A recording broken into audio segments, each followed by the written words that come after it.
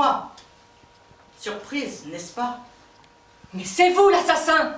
Oui, mais c'est vous qui serez condamné. Comment? Comment? Vous allez le découvrir. Pourquoi? Pourquoi? Ce sera plus difficile à saisir.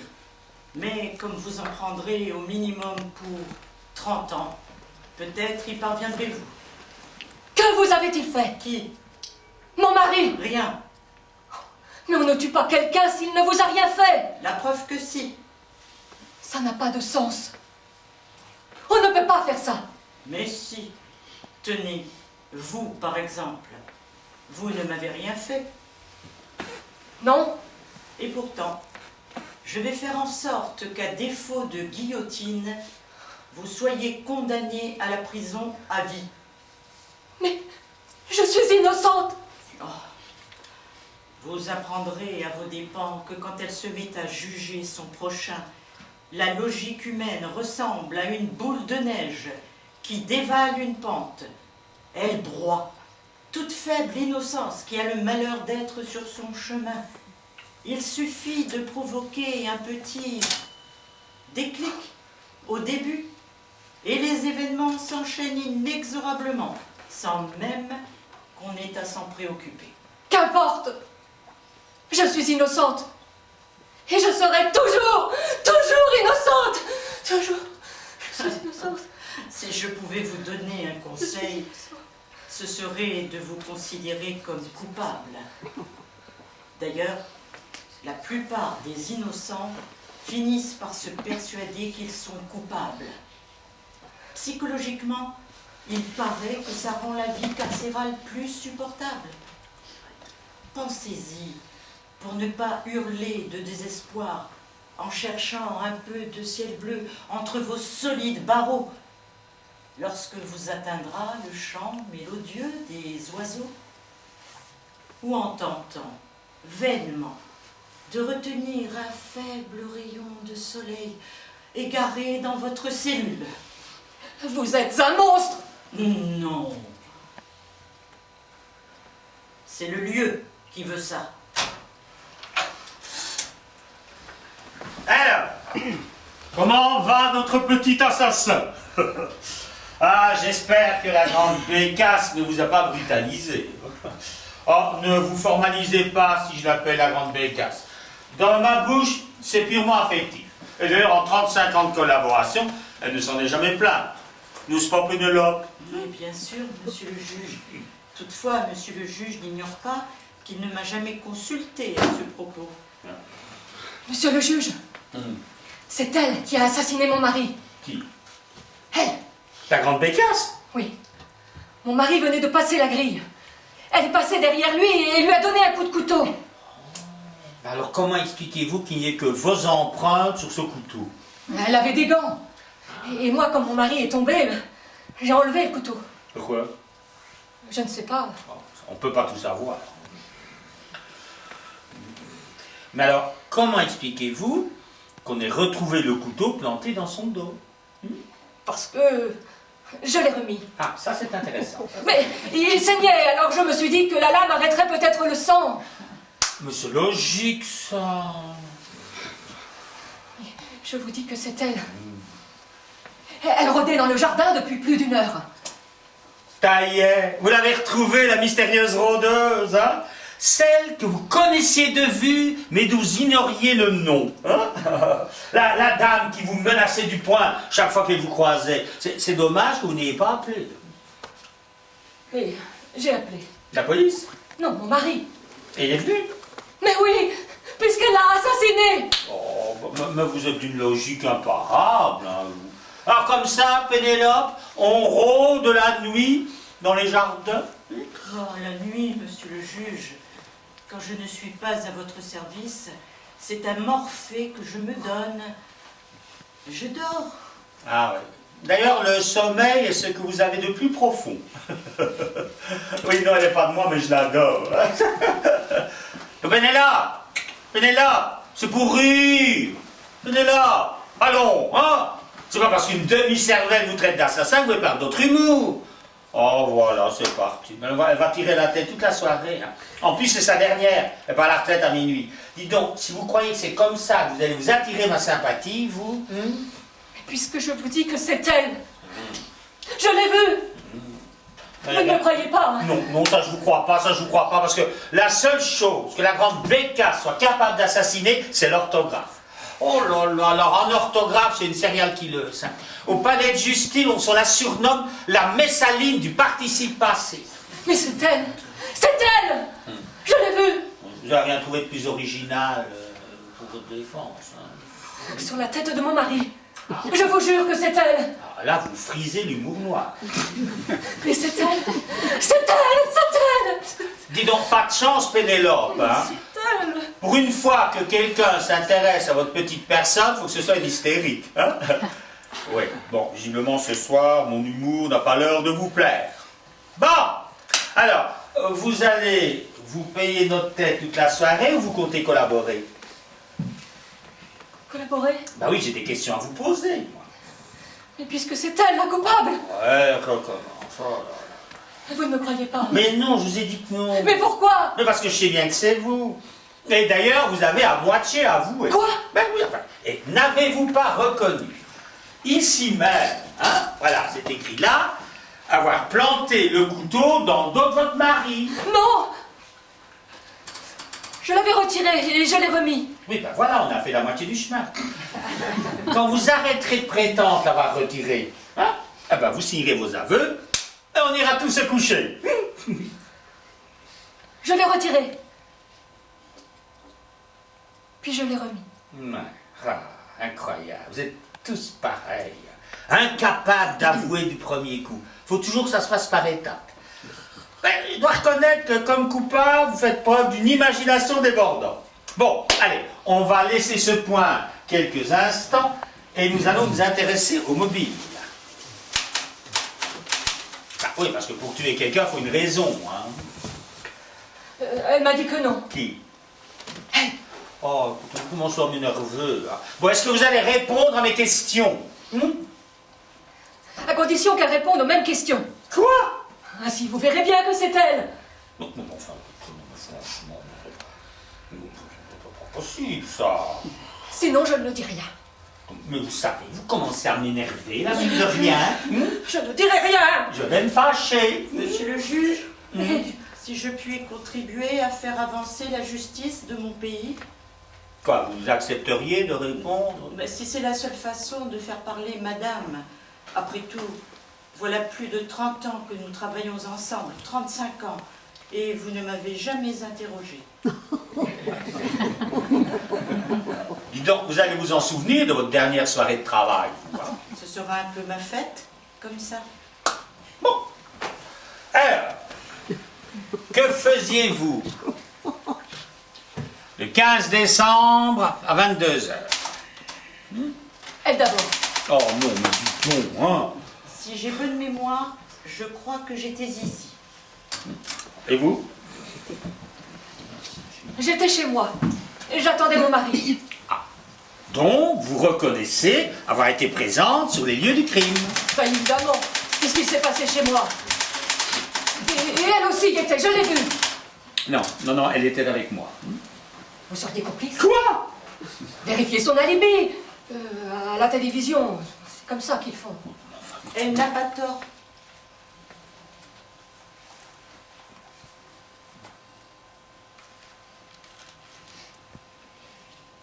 Pénélope, nous n'avons pas travaillé le 15 décembre.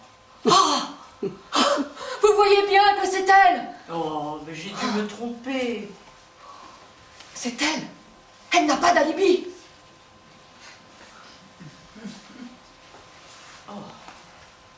Monsieur le juge, me soupçonnerait-il? Non, mais non, voyons, mais non, tout un réflexe, mais non, pas du tout. Je me permets de faire remarquer à monsieur le juge que lui non plus ne se souvenait pas. On ne l'accuse pas pour autant. Ben évidemment, évidemment. C'est elle. Et elle a essayé de vous utiliser comme alibi. Voyons, si j'avais assassiné le mari de madame, j'aurais trouvé un alibi impossible à vérifier. Et je n'en aurais certainement pas inventé un qui mettrait en cause monsieur le juge, et que la consultation d'un agenda suffit à infirmer.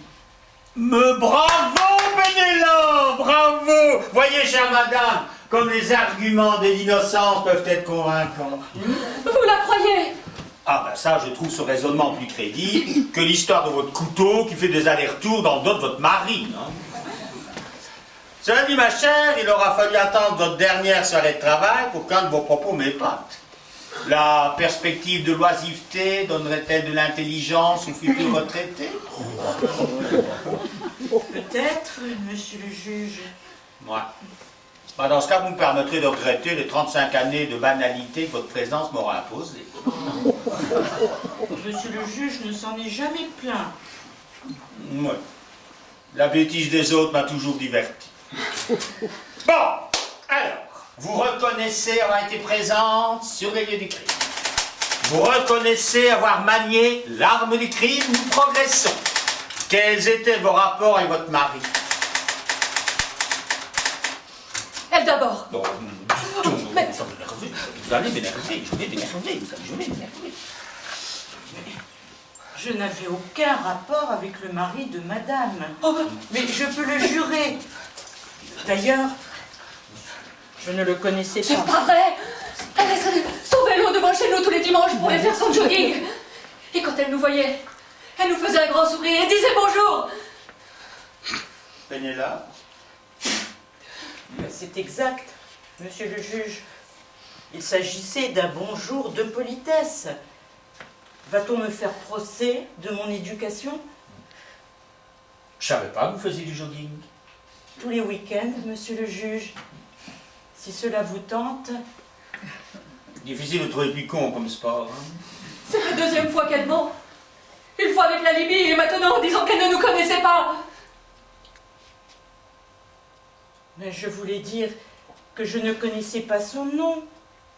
Mais il est exact que je vous connaissais de vue.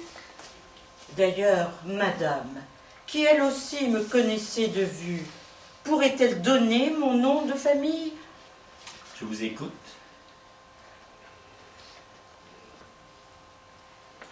Non.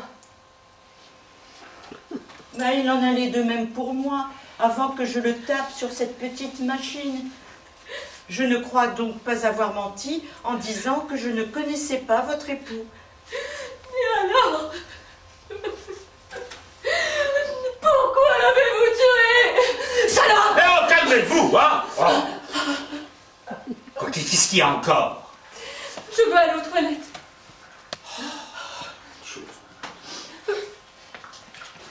Oh, Pénélope, vous connaissez le règlement mieux que moi. Peut-on l'autoriser à aller aux toilettes? On le doit. La nouvelle missive du ministère nous interdit expressément d'empêcher les présumés coupables d'exercer leurs besoins naturels. Ils ont dit présumé coupable.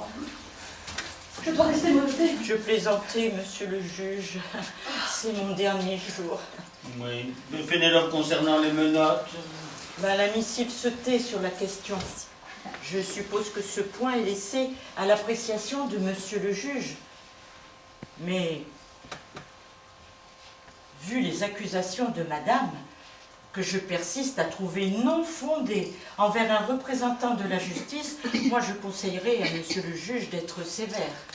Bon, venez ici, je vous donne Je vous donne raison. Non. Vous irez menotter. Ça vous apprendra à vous payer notre tête. Je ne Allez. paye pas votre tête. Allez. Je suis innocente. Mais oui, c'est ça. Allez, allez. Je vais y aller comme ça alors. Mais oui.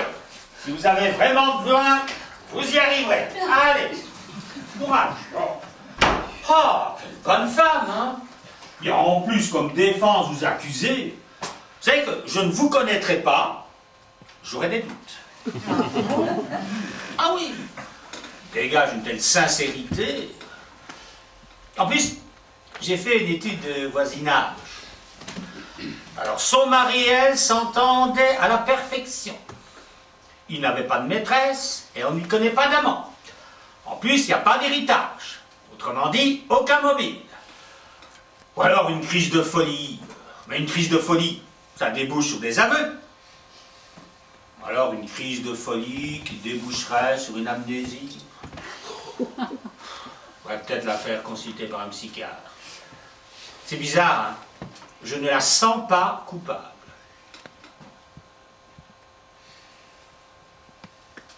Finalement, vous aurez tout de même eu des doutes.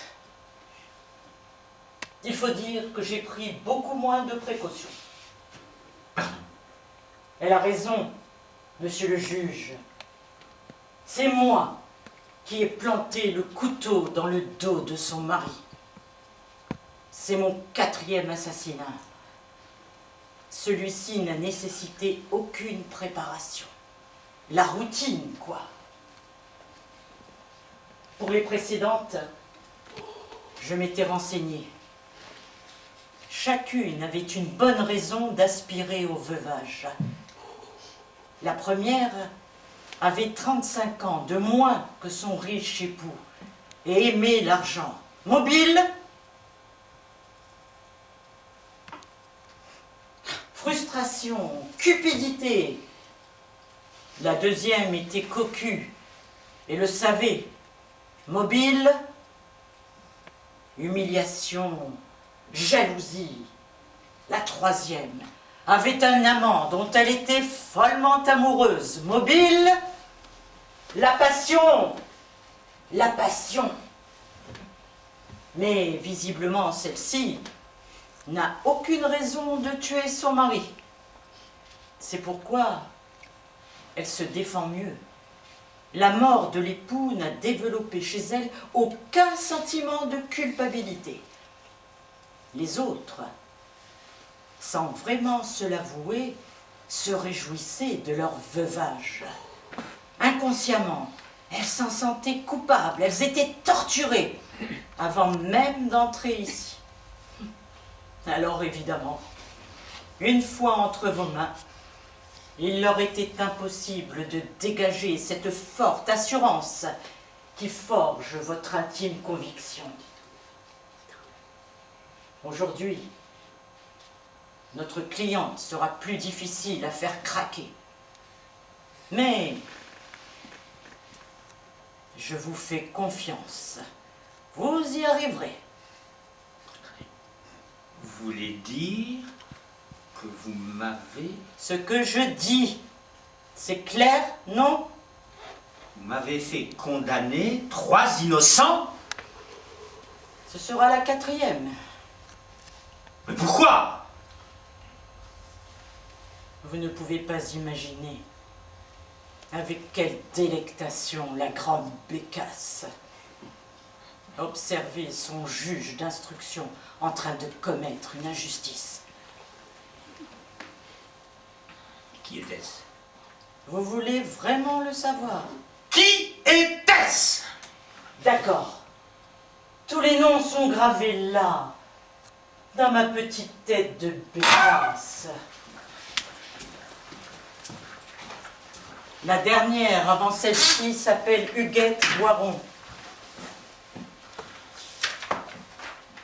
Vous ne vous souvenez pas?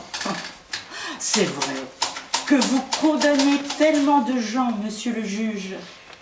Une petite blonde, il y a 10 ans. Elle s'est même évanouie en entrant dans le bureau. Vous y avez tout de suite vu un indice de culpabilité en réalité. Elle avait perdu connaissance en me voyant. Quand elle est revenue à elle, elle m'a accusée. Mais votre opinion était faite, monsieur le juge. Elle était innocente. Une innocente qui croupit en prison depuis 10 ans, grâce à votre clairvoyance. Vous voulez connaître la précédente? Oui. La deuxième victime que nous avons en commun, monsieur le juge, s'appelait Annie Villot. 2 L O T. 2 L O T, je ne sais pas si vous vous souvenez. C'est celle qui était cocu. Ça se passait 10 ans plus tôt. Elle, curieusement, ne s'est pas évanouie. Mais quand elle est entrée, Elle m'a désigné un peu comme l'autre tout à l'heure, et comme tout à l'heure, vous lui avez dit que j'étais trop conne pour faire ça. Trop conne pour faire ça. Que j'étais une serial killer, certes, mais de l'orthographe. Votre sempiternel refrain qui n'a jamais amusé que vous, et que vous saviez que c'était elle. À ce moment, elle m'a jeté un pauvre regard de victime consentante et a avoué l'idiote. Tout ce que vous lui demandiez d'avouer. À chaque aveu, j'avais même droit à son petit regard de cocker. Elle est toujours en prison? Non. Rassurez-vous, elle est sortie l'année passée. Après son suicide. Après son suicide. Et oui, votre infaillible flair aura une mort sur la conscience, monsieur le juge. On arrête là.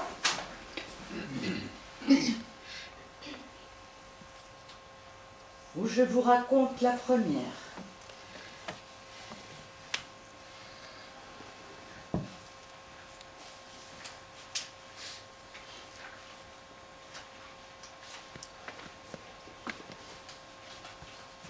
Il vaut mieux que je vous la raconte, sinon vous allez ruminer et imaginer pire que la réalité, qui n'est pourtant pas mal. Elle s'appelle Chantal Rosas.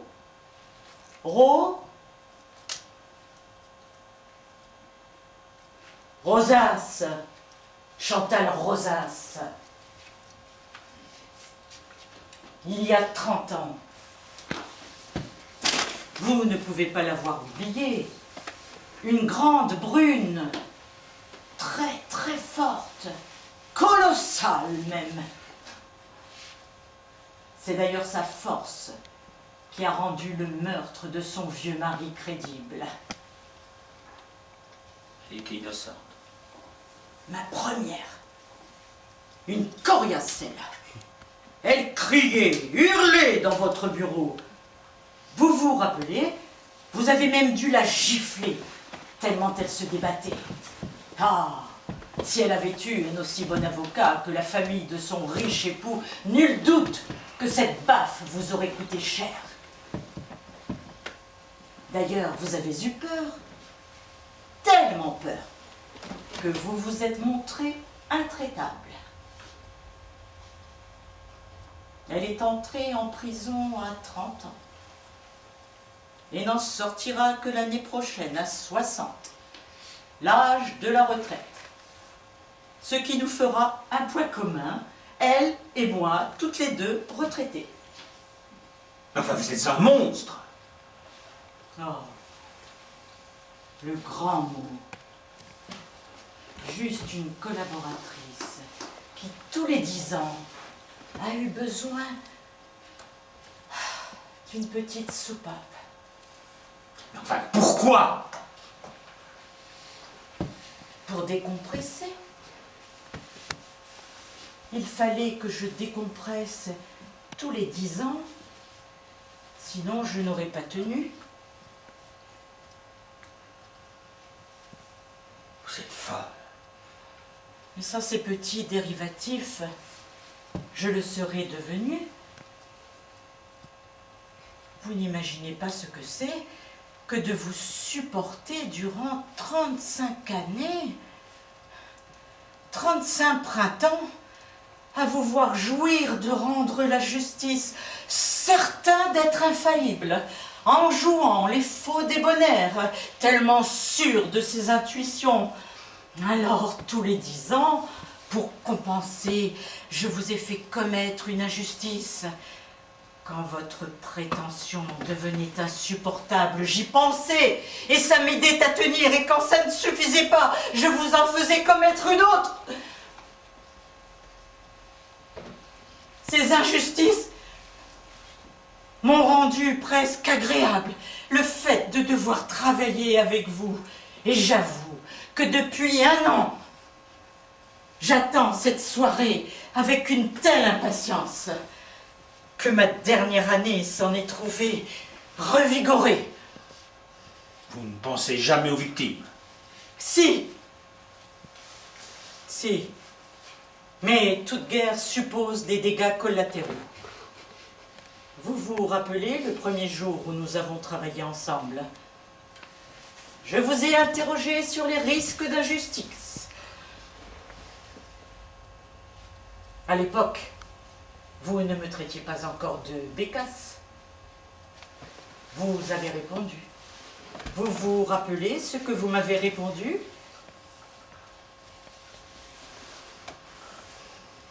Errare humanum est.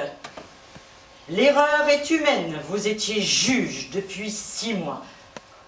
Vous imaginez le nombre d'innocents que vous avez dû mettre humainement en prison? Hein? Grâce à moi, vous en connaîtrez 4. Mais j'en soupçonne encore plusieurs. Quelque part, en vous culpabilisant, je venge vos autres victimes. Et pourquoi avouer maintenant? Pour vous permettre de m'offrir ce soir un spectacle de rêve. Je vais vous arrêter. Non. Attendez, vous venez de m'avouer un meurtre. Vous pourrez toujours nier, hein. Ce sera votre parole contre la mienne. Et je suis assermenté. Oui, vous vous trompez. Je n'ai nullement l'intention de nier quoi que ce soit. Au contraire, je compte même avouer mes 3 autres crimes. Vous pourrez ainsi réparer vos erreurs. Vous voyez, disant à Chantal Rosas qu'elle a beaucoup de chance de sortir 1 an plus tôt que prévu. Demandez une photographie avant d'aller la chercher, je ne suis pas sûre que vous la reconnaissiez. Oui, elle a dû changer en 30 ans. Et de plus, il paraît que la prison n'embellit pas. J'ai gardé un souvenir précis des meurtres et je serai très efficace lors des reconstitutions. Je sais que vous appréciez qu'elles se passent bien. Croyez-vous que lorsque nous reproduirons le meurtre imputé à Annie Villot, sa famille sera présente? Vous qui adorez philosopher, vous pourrez disserter à loisir sur l'absurdité de son suicide. Oui, et bien finalement, le plus facile sera Huguette Boiron. Ah, j'aimerais être là, lorsque vous lui expliquerez qu'en dépit des 10 ans d'existence perdue, elle peut s'estimer heureuse de s'en sortir à si bon compte. Vous avez beau être une femme, mais je vais vous casser la gueule, moi! Oh. Voyons, calmez-vous, monsieur le juge. Lorsque vos collègues enquêteront sur votre comportement, j'espère que vous ferez preuve d'un peu plus de sang-froid. Mais pourquoi voudriez-vous qu'ils enquêtent? Mais c'est vous qui posez cette question. Vous savez bien que la justice ne supporte pas l'idée même qu'elle puisse se tromper. Aussi, lorsqu'on lui présente sous le nez une erreur judiciaire, doit-elle se trouver un bouc émissaire? Vous avez de la chance. Je suis là. Attendez, vous n'espérez pas en plus me faire porter le chapeau de vos propres meurtres? Que vous êtes lent à comprendre. Vous, d'habitude, si vif. Je suis innocent! Ah, ce doit être ça. Changer de situation. Vous retrouver dans la peau d'un accusé, rempli de culpabilité, doit vous faire perdre toutes vos belles facultés. Détrompez-vous. Je n'aurai aucune difficulté à prouver mon innocence. Aucune! Vous avez raison. Vos collègues auront tôt fait de vous proclamer victime. Oui, Je suis même prête à penser qu'ils vous présenteront comme un martyr, d'autant plus facilement qu'ils comprendront vite qu'ils auraient pu se retrouver à votre place. Vous croyez qu'ils en feront des cauchemars? Vous êtes folle. Oh. Vous étiez plus crédible quand vous me traitiez de grande bécasse. Une folle alliée. Mais une folle qui vous donne raison. Vos collègues vous innocenteront.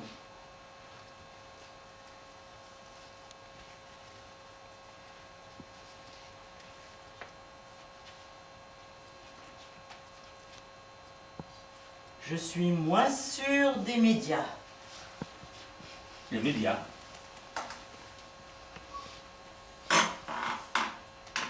La presse, les radios, les télévisions. Ne trouvez-vous pas que notre petite aventure constituerait une excellente émission? En termes d'audimat, certainement. Vous allez être célèbre, monsieur le juge. Vous allez passer à la télévision. Et moi, de ma prison, je vous regarderai. Je me demande si mes co-détenus apprécieront votre confrontation avec nos deux victimes, plus la fille de la défunte.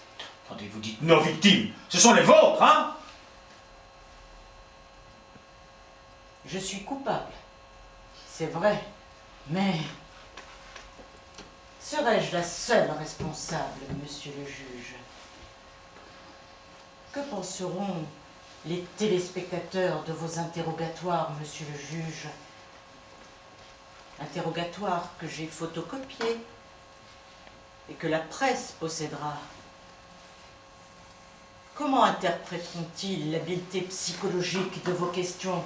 Comment jugeront-ils votre remarquable faculté à faire craquer une prévenue qu'ils sauront innocente?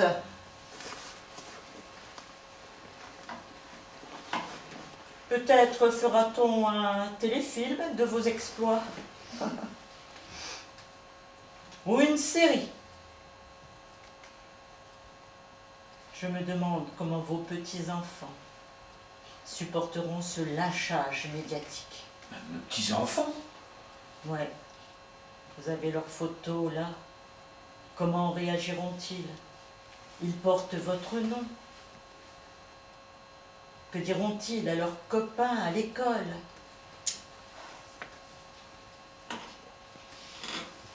Et votre vieille maman, si fière de vous, que dira-t-elle à ses amis qui auront vu son grand garçon de juge se faire traiter d'assassin à la télévision?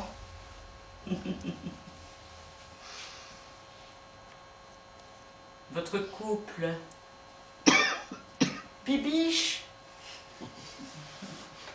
votre bêcheuse de femme, résistera-t-elle à l'onde de choc qui jettera son petit filou? Son grand filou de mari, oui, à bas de son piédestal.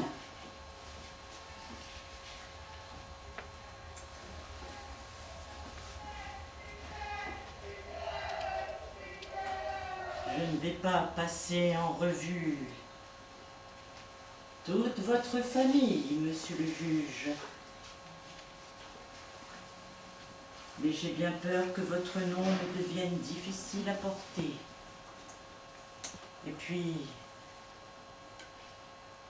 des écrivains viendront à la prison m'interroger sur mes motivations.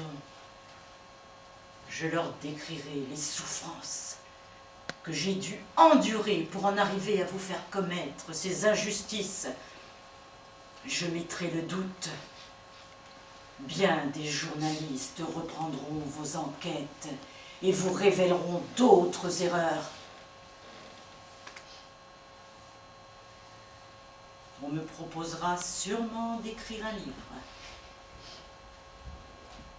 Et je vous en dédicacerai un exemplaire. La grande Bécasse va vous épater, monsieur le juge. Où voulez-vous en venir? Vous ne l'avez pas encore compris? Je veux vous voir commettre une injustice en totale connaissance de cause. Jusqu'à présent, vous les avez faites sans le savoir.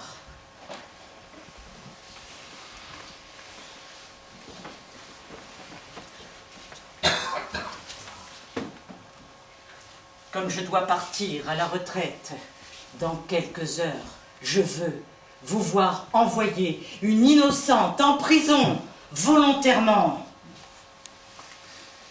N'oubliez pas, pour qu'elle avoue, il faut qu'elle se sente coupable. Attendez, je ne peux pas faire ça, voyez-vous. Si, justement. Et c'est ça qui m'amuse.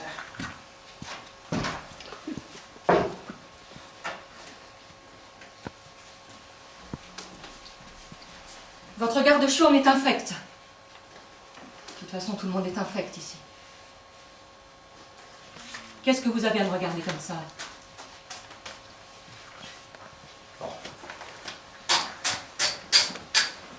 Nous allons reprendre.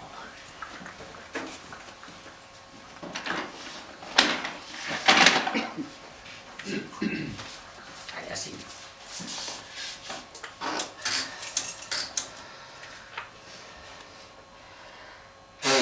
Bon.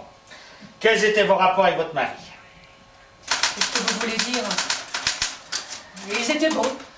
N'empêche que vous l'avez trompé. Comment le savez-vous? Maintenant, je le sais. Ça ne m'est arrivé qu'une seule fois. Bien, je vous écoute. Quoi? Ben, racontez-moi! Ça n'a rien à voir. Ça, c'est à moi d'en juger, hein? Quand est-ce arrivé? Il y a 2 ans. Comment s'appelait-il? Nous étions en vacances. Comment s'appelait-il? Je ne sais pas. Attendez, vous prétendez n'avoir trompé votre mari qu'une seule fois, et vous vous souvenez pas du nom de votre amant. Mais je ne l'ai pas oublié. Je ne l'ai jamais su. Bien, expliquez-moi. Mon mari était parti en bateau. Sans vous. Je ne l'ai pas accompagné car la veille j'avais eu le mal de mer. Bien. Continuez. Je me suis mise dans mon transat pour bronzer et il était à côté et on a commencé à bavarder et voilà. Et voilà. Bah oui, voilà. Vous voulez quoi? Oui, des photographies, hein? Restez correct, hein? Mais je suis correcte. Et ça ne s'est produit qu'une seule fois. Oui. Pourquoi? Le lendemain, il retournait chez lui. Et pourquoi? Pourquoi? Ah oui, pourquoi est-il parti chez lui le lendemain? C'était son dernier jour de vacances. Vous êtes sûr? Il me l'a dit. Il vous a peut-être menti. Non, il me l'avait dit avant que nous fassions. Il n'avait aucune raison de me mentir. Mais n'empêche que vous êtes quand même posé la question. Oui. Pourquoi c'est interdit? Restez calme, hein? Je suis calme. Vous avez pris votre pied? Quoi? Ben je vous demande si vous avez aimé ça.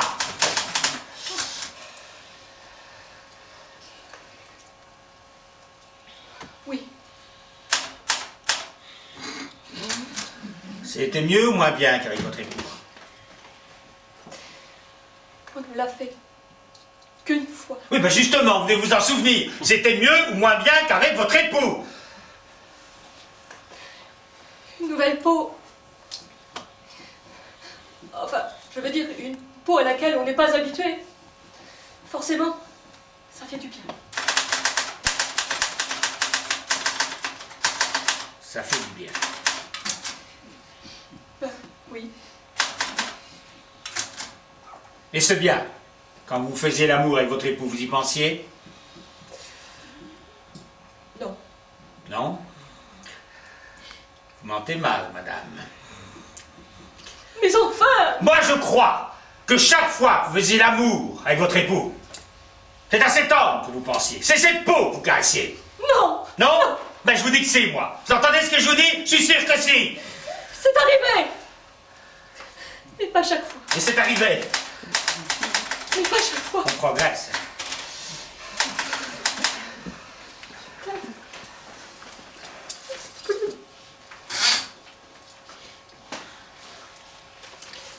À chaque fois, mais de plus en plus souvent. Je ne sais plus. Ça doit être dur, n'est-ce pas? Quoi? Ben, de faire l'amour avec un homme en pensant à un autre. Hein? Ah, au début, on se dit que ça va passer.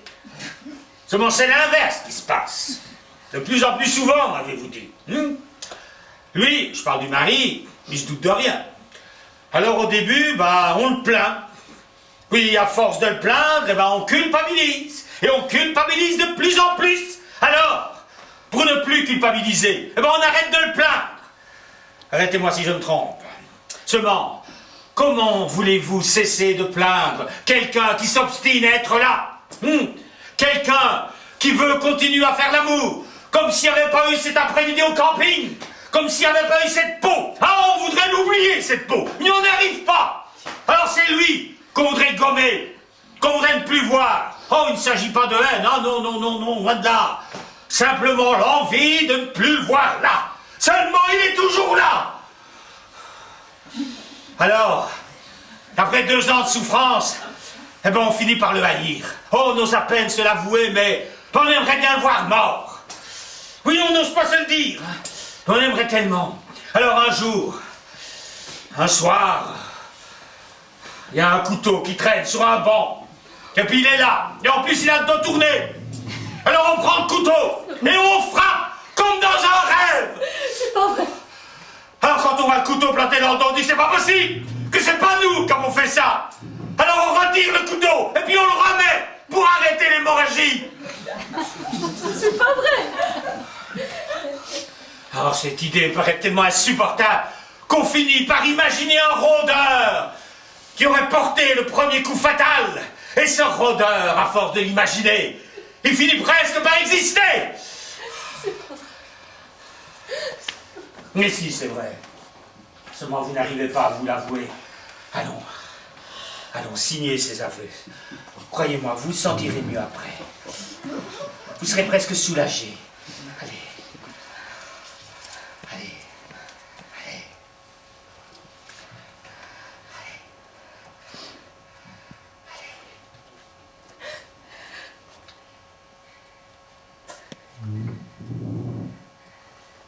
Allez. Je l'ai trompé.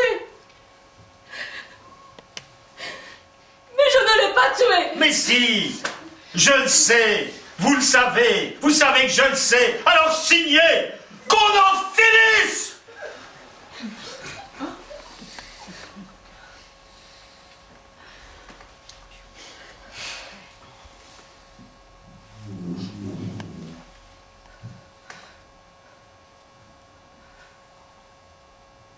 Stop. Il est minuit. Et il est minuit. Oh. On a fini de jouer votre pièce, Pénélope. Oh, vous êtes à la retraite. Et moi, je suis libre. Enfin, je le serai dès que mon cher papa m'aura ôté ses fichues menottes. J'espère que l'auteur apprécie que nous ayons terminé pile poil à l'heure. L'auteur vous dit bravo. Et maintenant, vodka. Nous avons respecté le texte à la lettre sans aucune répétition. Hein. Ah oui, c'est marrant d'étudier chacun dans son coin comme ça, puis de sortir le texte avec sa brûle-tôt. Pénélope a eu la chance de tomber sur des comédiens possédant une mémoire excellente. Ah, ben ça. L'habitude de connaître ces dossiers sur le bout des doigts, afin de repérer la petite contradiction qu'un futur coupable aura commise dans ses dépositions. Et ne me dis pas que tu connais tes dossiers par cœur. Hein. Ah ben si, et Pénélope peut en témoigner. Tout à fait. Ah, le nombre de coupables que j'ai coincés. Parce que dans le roman qu'ils avaient inventé, ils avaient oublié un petit détail que moi j'avais retenu.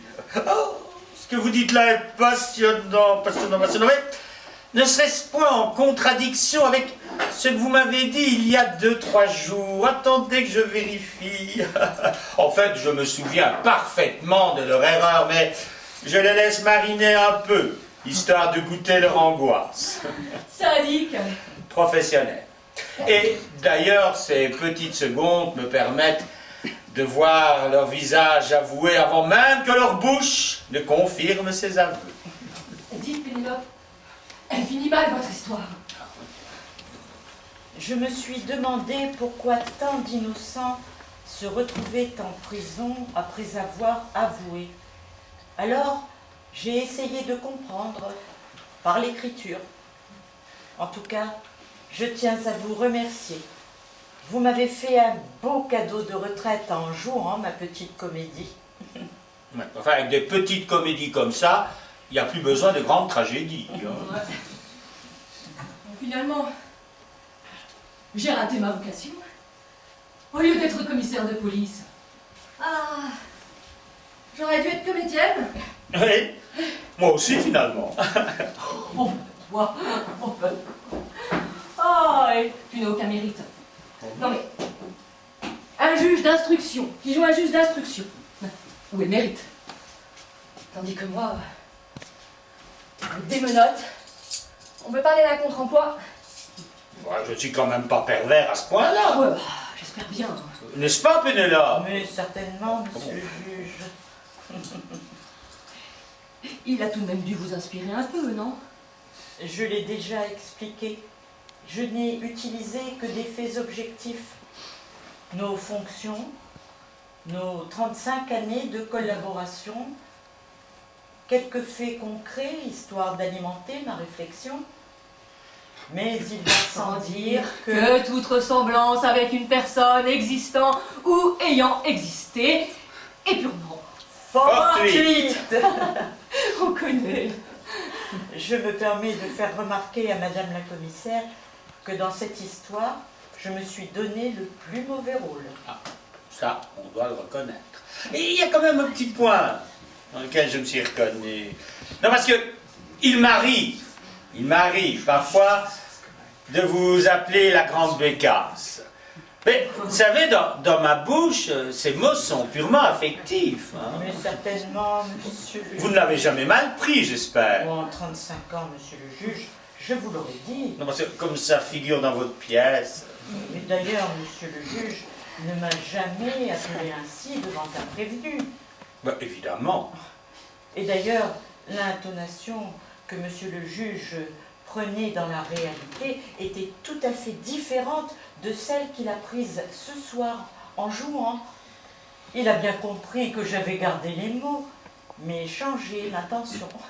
Ah, tu vois que je suis un bon comédien. Oui. Personnellement, j'aurais une petite critique. La scène entre vous deux, pendant que je suis aux toilettes.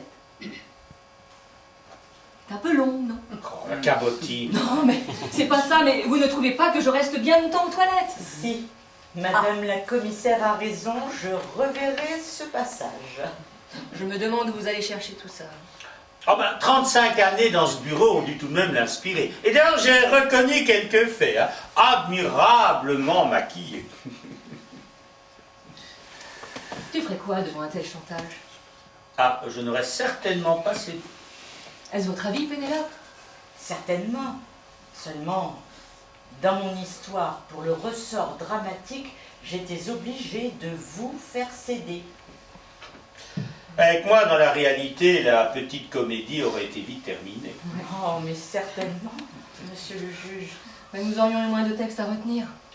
Dites-moi, elle vous a tout de même marqué, la prévenue qui vous a accusé du meurtre de son mari, hein? Monsieur le juge, on sort rarement indemne d'une telle accusation. Mais je ne savais pas que ça vous avait marqué à ce point-là. Je m'en suis servi pour intensifier plus encore le ressort dramatique. C'est vrai.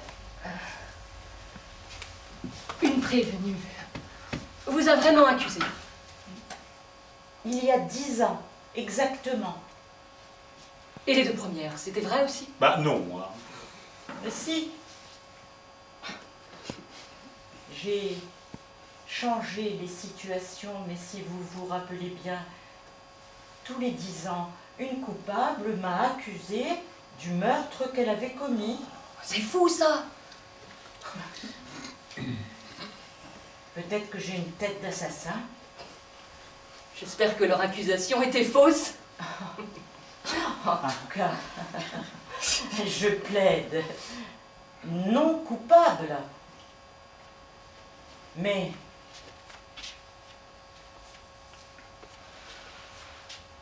ce n'est pas moi, le juge.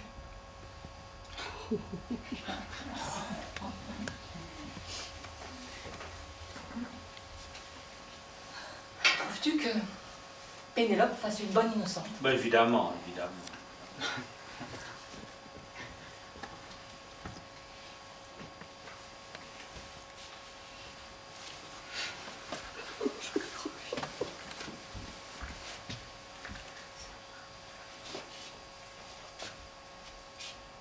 Je vais devoir prendre congé, monsieur le juge.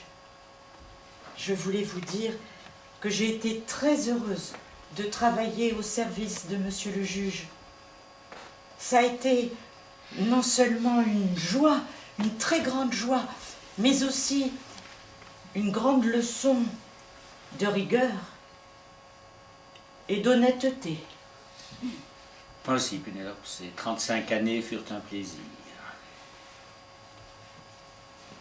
Monsieur le juge me manquera.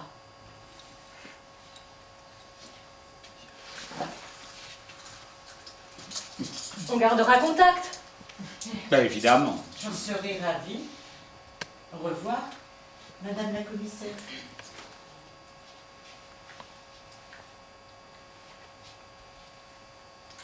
Au revoir, Pénélope.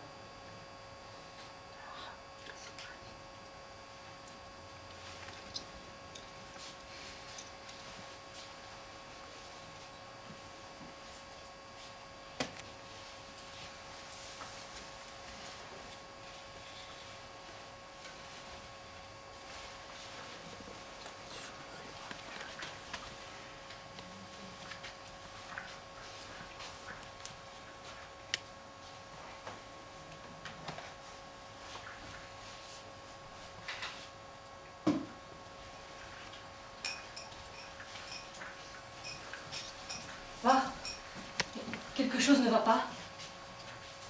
Non, mais je me souvenais qu'on avait accusé de meurtre il y a 10 ans, mais j'avais complètement oublié les deux autres.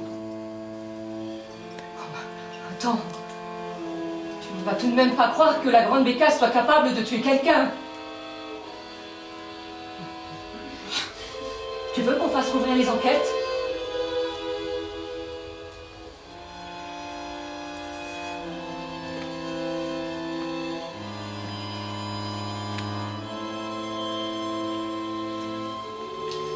Pourquoi?